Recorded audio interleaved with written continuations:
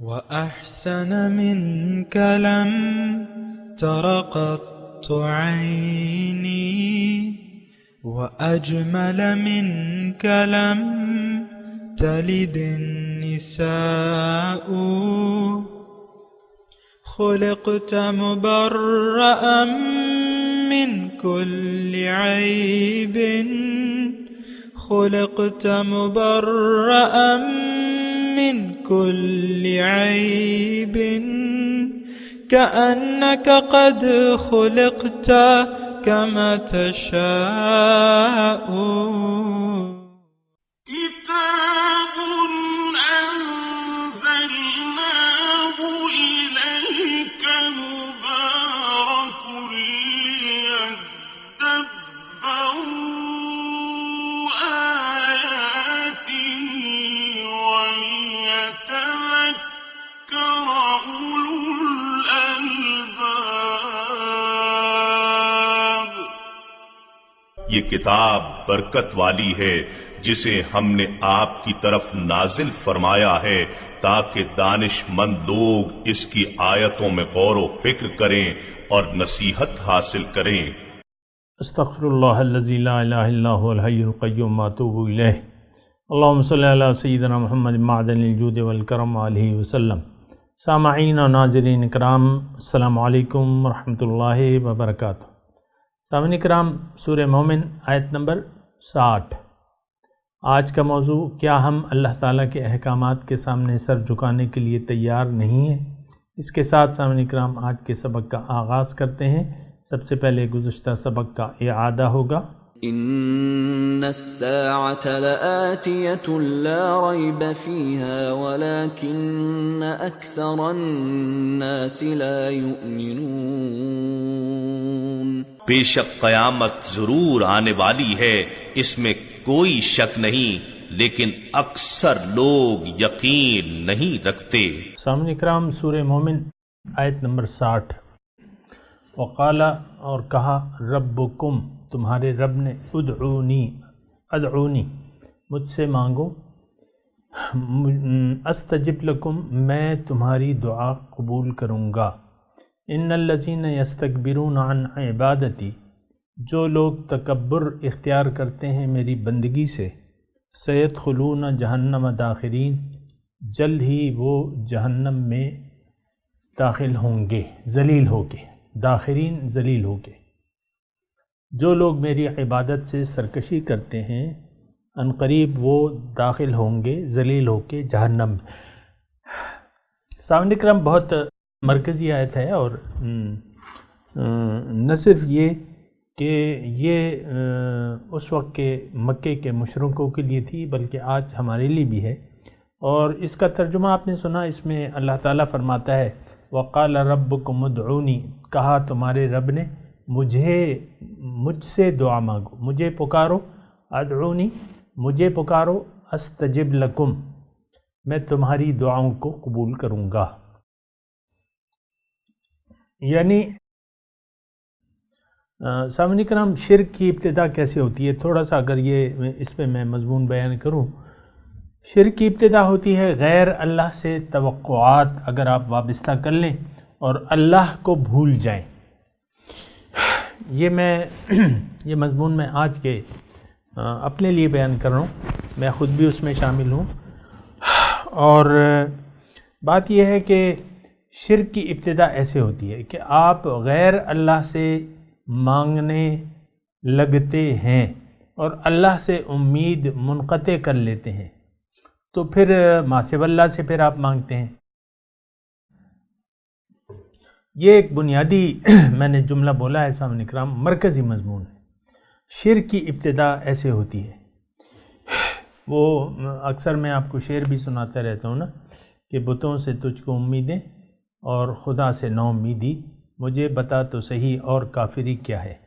تو بت کا مطلب یہ ہے غیر اللہ، مخلوق۔ بت کا مطلب کیا؟ مخلوق۔ تو اب مخلوق میں جو ہے وہ تو بہت زیادہ عبادت کی جاتی ہے، یہ سونے چاندی کی، مال و دولت کی، اس کی عبادت کی، یعنی اس سے توقعات آپ لوگوں نے وابستہ کر لی ہیں۔ مثال کے طور پہ اسی مضمون کو لیتے ہیں، مال و دولت کو۔ اب یہ مال و دولت جو ہے یہ ہماری نظر میں قاضی الحاجات ہے، یعنی حاجات اس سے ہم پوری کر سکتے ہیں، اور مشکل کشا ہے، مشکل وقت میں پیسہ دے کے آپ چھوٹ سکتے ہیں۔ آپ سمجھتے ایسا ہے، آپ کا مطلب یہ معاشرہ مشکل کشا، قاضی الحاجات، یعنی جبکہ دونوں یہ صفات تو اللہ تعالیٰ کی ہیں۔ اچھا، پھر رفیع الدرجات جو یعنی عام طور پہ آپ دیکھیں یہ پروٹوکول کن لوگوں کو ملتا ہے؟ صاحب اقتدار کو ملتا ہے مال و دولت، اور صاحب اقتدار کیا ہیں؟ یہ ہمارے اشرافیاں ہیں۔ عام للو پنجو کو تو آپ منتخب نہیں کرتے، نہ ان کو ووٹ دیتے ہیں۔ خان خوانین ہیں جن کے پاس روپے پیسے کی بہتات ہے، تو ان کو آپ ووٹ سے نوازتے بھی ہیں کیونکہ وہ آپ پہ پیسہ بھی خرچ کرتے ہیں۔ تو یہ رفیع الدرجات بھی ہے آپ لوگوں کے خیال میں، آپ کا مطلب معاشرہ، لیکن ایسا تو نہیں ہے۔ یہ مال و دولت تو یعنی لوگوں نے اسے بڑی چیز رکھا ہوا ہے، اور پھر حضور صلی اللہ علیہ وسلم فرماتے ہیں کہ ہر امت کا فتنہ مال، ہر امت کا ایک فتنہ ہوتا ہے، ہر امت کے لیے ایک فتنہ ہوتا ہے، اور میری امت کا فتنہ مال ہے۔ اس کے بارے میں اللہ تعالیٰ نے ہمیں فرمایا ہے کہ وَتُحِبُّونَ الْمَالَ حُبًّا جَمًّا، اور تم مال سے تو ٹوٹ کے محبت کرتے ہو، وَإِنَّهُ لِحُبِّ الْخَيْرِ لَشَدِيدٌ، اور یہ مال کی محبت میں بہت زیادہ شدید ہے۔ یہ دیکھیں مال جو ہے وہ کیا ہے؟ وہ ایک ظاہری چیز ہے، دھات ہے، سونا، اس کی ہمارے پاس جو پیسہ ہے، روپیہ پیسہ، اس کی اصل تو وہ دھاتی چیزیں ہیں جسے آپ سونا چاندی کے نام سے پکارتے ہیں۔ یہ یعنی اس بیس پہ وہ نوٹ چھپتے ہیں، سونا رکھ دیا جاتا ہے، اتنا آپ نوٹ چھاپ لیتے ہیں یا جو بھی ہے۔ لیکن مال و دولت کو آپ نے ایک خدا اپنا بنا لیا ہے کہ یہ میرا مشکل کشا ہے، قاضی الحاجات ہے، رفیع الدرجات ہے۔ لیکن ایسی بات تو نہیں ہے نا، یہ تو مخلوق ہے، یہ تو دھات ہے۔ دھات تو یعنی آپ نے دھات کو اہمیت دے دی ہے اور اللہ کو چھوڑ دیا ہے۔ دھات کو آپ پکارتے ہیں، ہائے پیسہ، ہائے پیسہ۔ آپ دیکھیں نا، یہ آج جو پکار ہے آج معاشرے کی، وہ تو ہائے دنیا اور ہائے پیسہ ہے۔ اب ہائے دنیا میں آپ کا اقتدار بھی آ جاتا ہے۔ بعض لوگ آپ دیکھیں اقتدار کے بھوکے ہوتے ہیں، شہرت کے بھوکے ہوتے ہیں۔ میں زیادہ تفصیل میں نہیں جاتا، لیکن شہرت کے بھی بھوکے ہوتے ہیں، اور کہتے ہیں کہ بھئی ہماری تعریفیں کی جائے، سبحان اللہ، اور واہ واہ کیا جائے ہمارا، اور ہمیں پھولوں کے گجرے پہنائے جائیں اور پھولوں کی پتیاں ہم پہ برسائے جائیں جہاں بھی ہم جائیں۔ بہرحال یہ دیکھیں، یہ مادیات ہے، اور شرک کی ابتدا ایسے ہوتی ہے کہ جب آپ مخلوق سے کسی چیز کے امیدوار بن جاتے ہیں۔ آپ دیکھیں نا، یہ خوش آمدی، یہ ٹیسیاں، یہ خوش آمدیاں، یہ کاسل ایسی، یہ آپ بہت سے آپ دیکھ سکتے ہیں اپنے معاشرے میں۔ لیکن میں یہ اپنے بنیادی مضمون کی طرف آتا ہوں۔ جس معاشرے میں جس وقت یہ ان آیات کا نزول ہو رہا تھا، کافروں نے ما سوی اللہ سے امیدیں لگا رکھی تھی، اللہ کے سوا اور معبود بنا رکھے تھے۔ واتخذوا من دون اللہ آلہۃ لعلہم ینصرون، ان لوگوں نے اللہ کے سوا اور بھی معبود بنا لیے ہیں تاکہ وہ ان کی مدد کریں۔ لا یستطیعون نصرہم، وہ ان کی مدد نہیں کر سکتے۔ دیکھیں، یہ ایک بہت بڑی غلط فہمی ہے کہ ہمیں یعنی ہمارا اعتماد اور بھروسہ اللہ کی بجائے کسی غیر پر ہو جائے، یعنی مخلوق پر ہو جائے۔ اللہ سے ہم اپنے دامن توقع نہ رکھیں، یعنی امیدیں جو ہیں ہم اللہ کی بجائے غیر اللہ سے لگا لیں نا، تو پھر شرک کی ابتدا ہو جاتی ہے۔ بتوں سے تجھ کو امیدیں، خدا سے نا امیدی، یہ تو عام آج ہمارے معاشرے کا ایک یعنی بہت واضح طور پہ آپ دیکھ سکتے ہیں اس کا چلن۔ بتوں سے یعنی ظاہر سے ہم نے امیدیں وابستہ کر لی ہیں۔ اب یہ اتنا ایک وسیع جملہ ہے سامعین اکرام کہ آپ خود دیکھ سکتے ہیں۔ آپ اپنی نظر میں دیکھیں، میں اپنی نظر میں دیکھوں، یعنی میں خود سے شروع کر رہا ہوں، میں خود دیکھوں کہ میری نظر میں اہمیت کے قابل کون سی چیز ہے، آیا اللہ ہے یا ما سوی اللہ ہے؟ یہ مجھے اور آپ کو دیکھنا ہوگا۔ اگر ہم اللہ سے توقعات وابستہ کر لیں، پھر اللہ کی بھی سنیں گے، پھر اللہ کی سنیں گے، پھر اللہ کا کہنا بھی مانیں گے، کیونکہ جن چیزوں سے یہاں اگر آپ دیکھیں دوسرے جملے میں ان الذین یستکبرون عن عبادتی، پہلے ادعونی مجھے پکارو، پھر اللہ تعالیٰ فرماتا ہے کہ جو لوگ میری عبادت نہیں کرتے، یعنی مجھے معبود نہیں بناتے، تو وہ جہنم میں داخل ہوں گے۔ اب دیکھیں اس کا ایک رشتہ ہے، پکارنے کا اور عبادت کا ایک رشتہ ہے۔ جو بھی آپ کا مقصود بن جائے گا اس کی آپ عبادت کریں گے۔ یہ تھوڑا سا سامعین کرام میری درخواست ہے کہ تھوڑا سا دیگر کاموں سے ہٹ کے آپ اس بات کو ذرا سنیں۔ دیکھیں جس سے آپ امیدیں اور توقعات وابستہ کر لیتے ہیں اس کے سامنے پھر آپ سر بھی جھکاتے ہیں۔ سر جھکانے پر تو جھکا جب غیر کے آگے، نہ تن تیرا نہ من تیرا۔ بہرحال یہ شاعری سے ایک طرف کر کے میں آپ کی بات کر رہا ہوں۔ دیکھیں دعا اور عبادت، آپ جس کو پکاریں گے پھر اس کے سامنے سر بھی جھکائیں گے،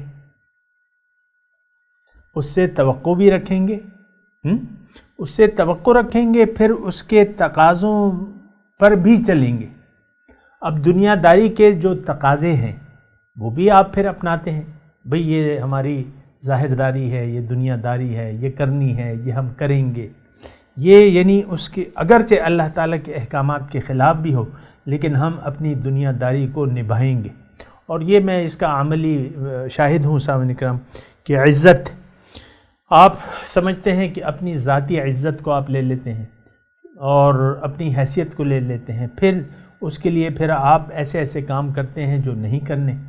لیکن یہ ہے کہ دیکھیں پکار جو ہے وہ صرف اللہ کے سامنے ہے، توقع لگانا اللہ کے سامنے ہے۔ جب آپ نے اللہ سے توقع وابستہ کر لی، اب اس کا تقاضا یہ ہے کہ اب آپ اللہ کے سامنے سر بھی جھکائیں گے، کیونکہ آپ کی نظر میں اصلی مشکل کشا، قاضی الحاجات اور رفیع الدرجات اللہ تعالیٰ کی ذات بن گئی، اور آپ کی نظر میں غیر اللہ کی اگر اہمیت ختم ہو گئی تو اب اللہ کے سامنے آپ سر جھکائیں گے، ضرورت محسوس کریں گے۔ یعنی اگر آپ نے نفع اور نقصان سارا اللہ کو سمجھ لیا، یعنی اللہ کی ذات کو، کہ اللہ ہی فائدہ دینے والا ہے، اللہ ہی نقصان، اللہ کے سوا نہ کوئی فائدہ دے سکتا ہے، اللہ کے سوا نہ کوئی نقصان دے سکتا ہے، پھر آپ آٹومیٹیکلی اللہ کی بندگی کے یعنی آپ کا سر جھک جائے گا اللہ کے احکامات اور اس کی رضامندی اور اس کے احکامات کی تعمیل کے لیے۔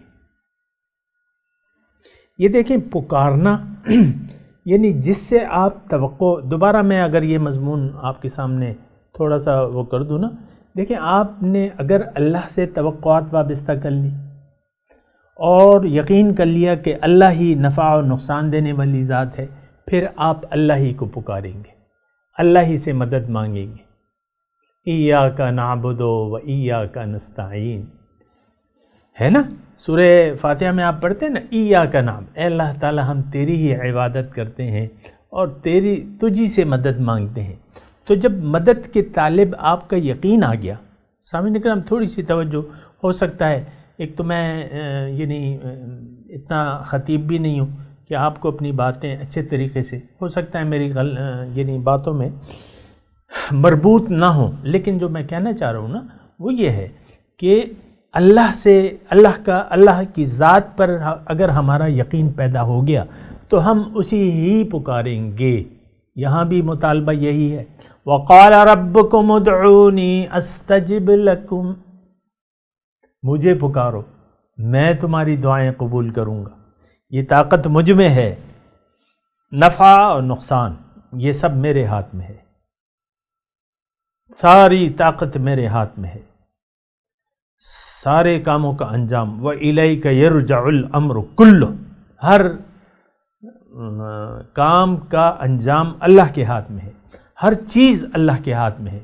وَإِن مِّن شَيْءٍ إِلَّا هُوَ آخِذٌ بِنَاصِيَتِهَا، کوئی ایک ایسی چیز نہیں ہے جس کو اس نے چوٹی سے پکڑا نہ ہو۔ تو دیکھیں پکار، تو اب ہم یہ دیکھتے ہیں کہ پکارنا بنتا کس کو ہے۔ دیکھیں ادعونی، اب یہ ہے کہ یہ ادعونی کے الفاظ یہاں تو دعا کے معنی میں ہم نے استعمال کیے ہیں، لیکن آگے سامعین کرام آگے وہ آئے گا آیت نمبر 66، قل انی نہیت ان اعبد الذین تدعون من دون اللہ۔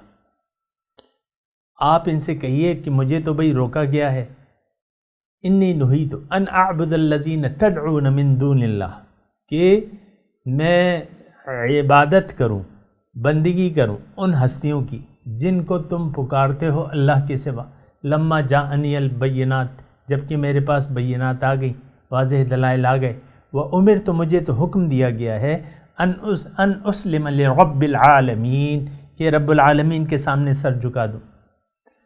اللہ، تو سامعین کرام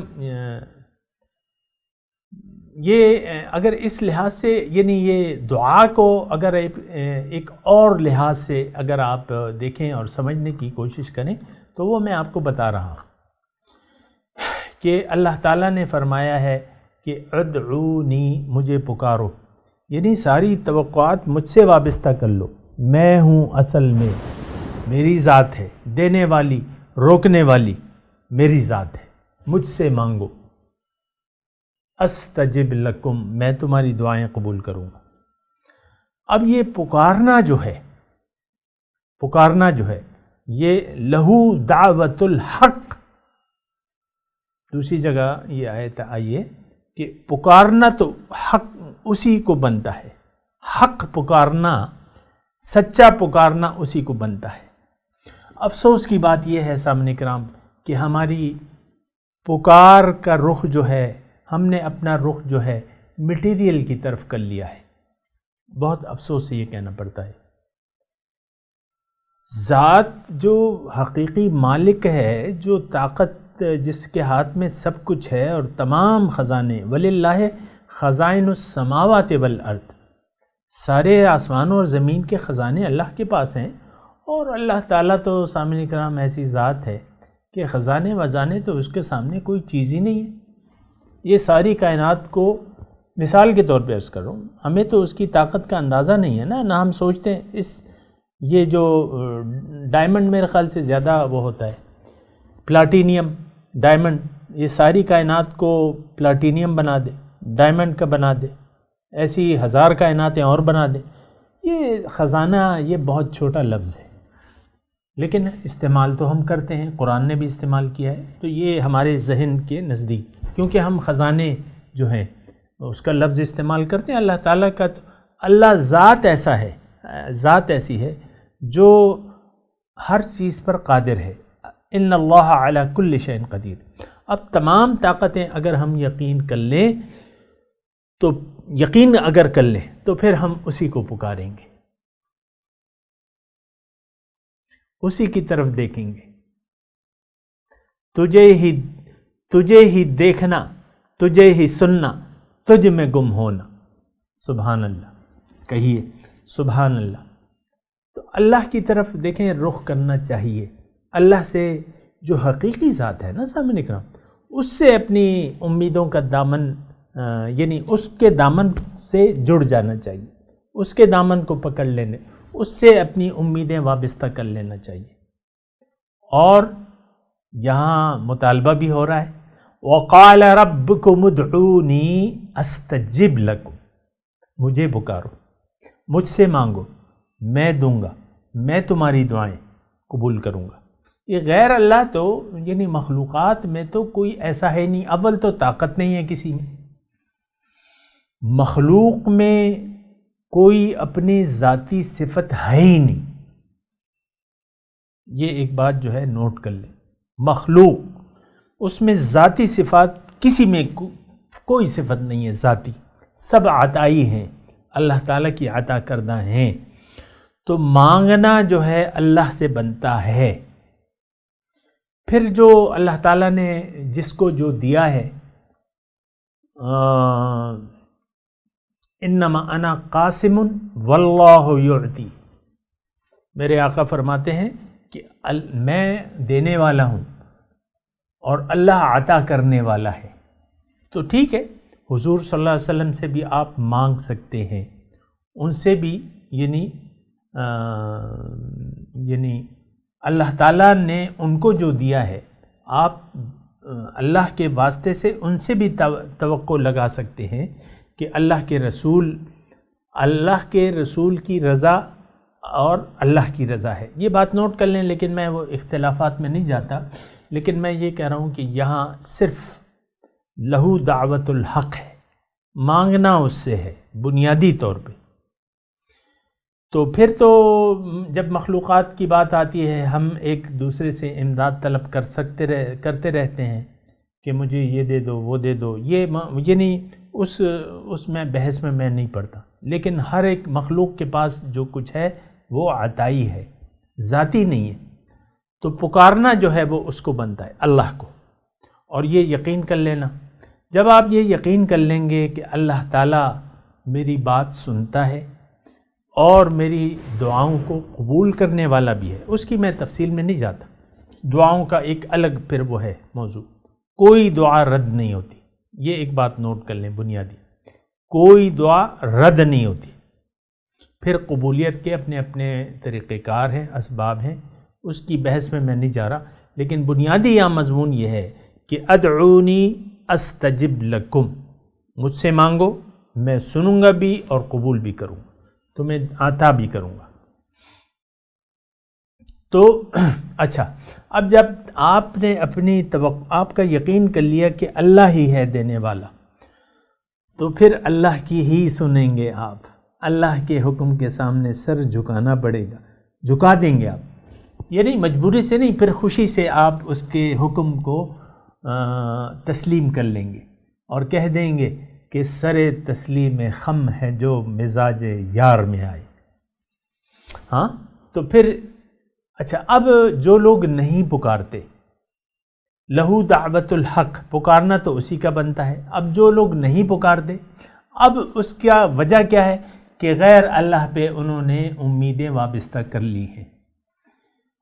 اور یہ ایک بڑائی ہے، یعنی یہ ایک یہاں تکبر، سرکشی، یعنی آپ نے ایک تکبر کا، یعنی اللہ تعالیٰ فرما رہا ہے، یعنی حقیقت میں صاحبان اکرام اللہ تعالیٰ کے فرمودے کے بغیر اگر ہم سوچیں اور سمجھیں تو طاقت آج بھی عقل یہ کہتی ہے کہ ان القوت للہ جمیعا، آج بھی ساری قوت اللہ کے پاس ہے.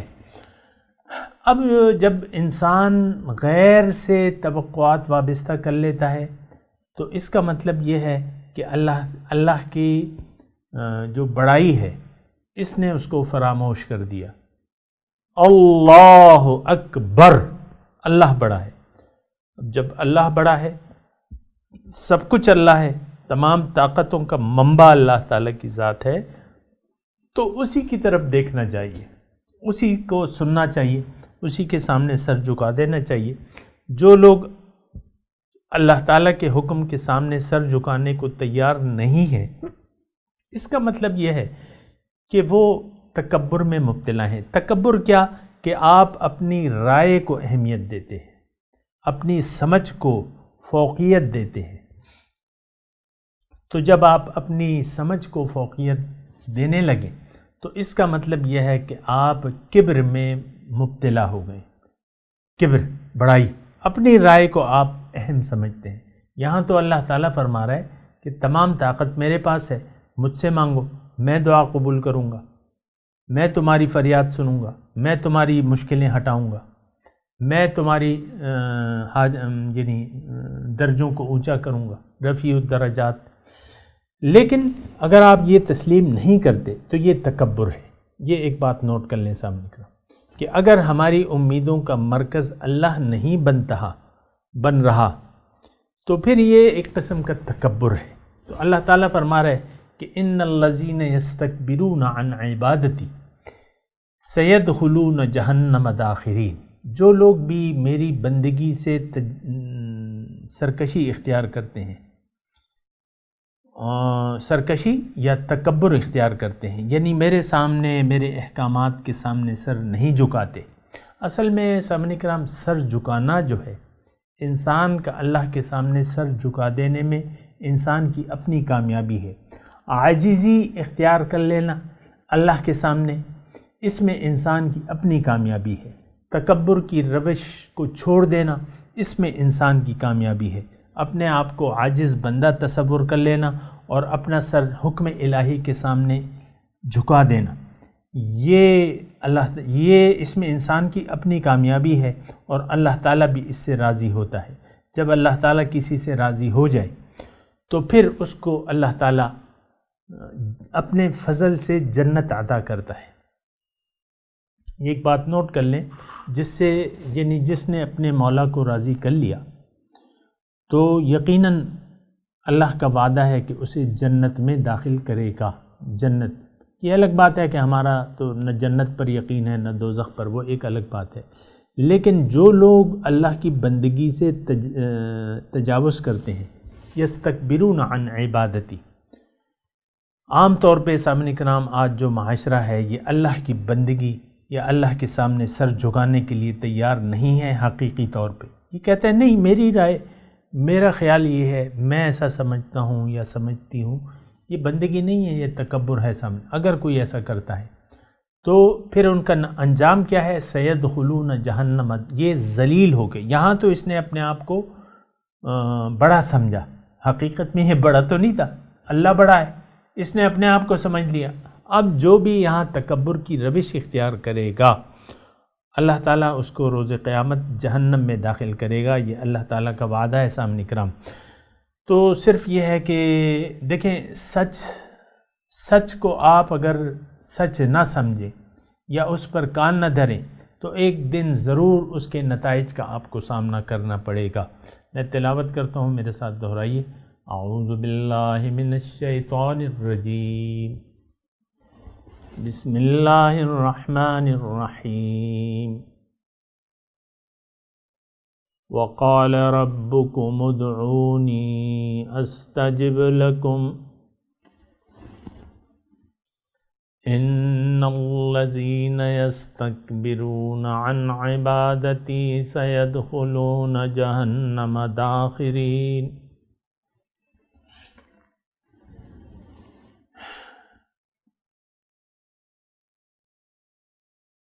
جی ترجمہ سنا دیں۔ وقال ربكم ادعوني، کہا تمہارے رب نے کہ مجھے پکارو، استجب لکم، میں تمہاری دعا کو قبول کروں گا۔ ان الذین یستکبرون عن عبادتی، جو لوگ میری بندگی کرنے میں تکبر سے کام لیتے ہیں، سیدخلون جہنم داخرین، جلد وہ جہنم میں ذلیل ہو کے داخل کیے جائیں گے۔ اس کے ساتھ سامعین اکرام آج کے سبق کی تلاوت اور ترجمہ سنتے ہیں۔ وقال ربكم ادعوني استجب لكم ان الذين يستكبرون عن عبادتي سيدخلون جهنم داخرين۔ Your Lord has said, pray to me, and I will respond to you. But those who are too proud to worship me will enter hell forcibly. سامعین اکرام، اس کے ساتھ ہی آج کے درس کا وقت اختتام کو پہنچا۔ اگلے درس میں انشاءاللہ ملاقات ہوگی۔ وآخر دعوانا ان الحمدللہ رب العالمین، والسلام علیکم ورحمۃ اللہ وبرکاتہ۔